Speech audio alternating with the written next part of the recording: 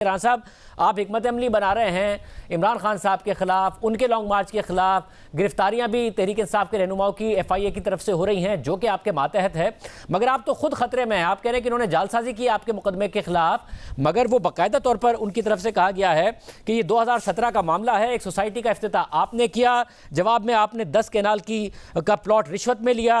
वो केनाल अभी भी जो प्लॉट्स हैं आपकी मिल्कियत में हैं। 2019 में ये केस रजिस्टर हुआ, आपको दोबारा भी अक्टूबर 6 को समन किया गया। आप ना पेश हो रहे हैं, ना इस हवाले से अपना दिफा कर रहे हैं, और आप तो खुद खतरे में आप गिरफ्तारी के।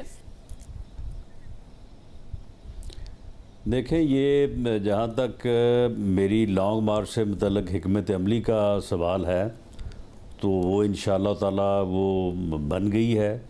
उसे और फोर्टिफाई कर रहे हैं, और इमरानी फितना जो है इसको इंशाअल्लाह ताला इसका सर कुचल के रख देंगे, और इसे बिल्कुल जो है वो पनपने नहीं देंगे। और वो स्ट्रेटजी जो है वो बिल्कुल उसमें कोई रुकावट नहीं आएगी।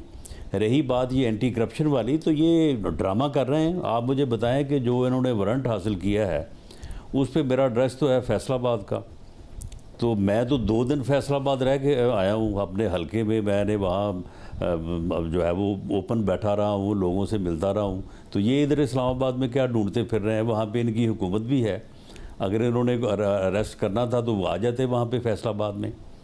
वैसे पर जालसाजी क्या की है? क्योंकि आप वो जो मुशतिक अब्बासी साहब का वर्जन है वो ये कि आपने 2017 में इफ्तिताह किया सोसाइटी का, 10 केनाल का आपने प्लॉट लिया, अभी भी आपकी मिल्कियत में है। तो आप अदालत को ये तो जाके बताएंगे ना कि केस के मेरिट दुरुस्त हैं या नहीं। सिर्फ ट्विटर पर तो नहीं बताएंगे कि जालसाजी हो रही है या मुकदमा क्या है। इस तरह तो फिर आपको इश्तिहारी करार दे दिया जाएगा, आपको गिरफ्तार करना पड़ेगा एंटी करप्शन एस्टैब्लिशमेंट। नहीं, देखें, उसमें मामला ये है कि ये 4 साल पहले का मुकदमा है, और ये इन्वेस्टिगेशन या इंक्वायरी इनको 4 साल बाद याद आई है।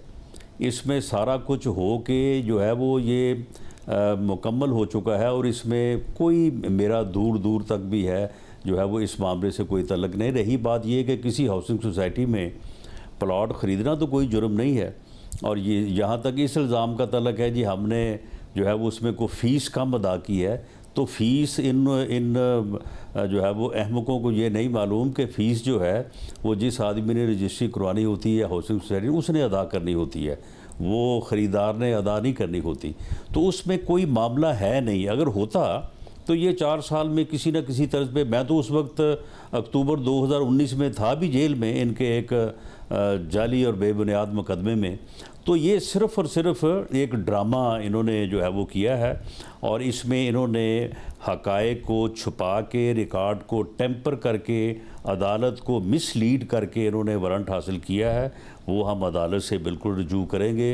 अदालत का जो हुक्म है वो सार आँखों पे बिल्कुल अदालत से रजू करेंगे, और इनकी वो टेम्परिंग जो है वो सामने लाएंगे। और जो लोग ज़िम्मेदार हैं वफाकी हुकूमत पे जो है इस मुहिम जुई के, तो उनके ख़िलाफ़ इंशाअल्लाह ताला हमने वो सबूत सारा जो इन्होंने रिकॉर्ड में किया है वो इकट्ठा कर लिया है। तो उन ज़िम्मेदारान के ख़िलाफ़ जो है वो हम कार्रवाई करेंगे कानून के मुताबिक।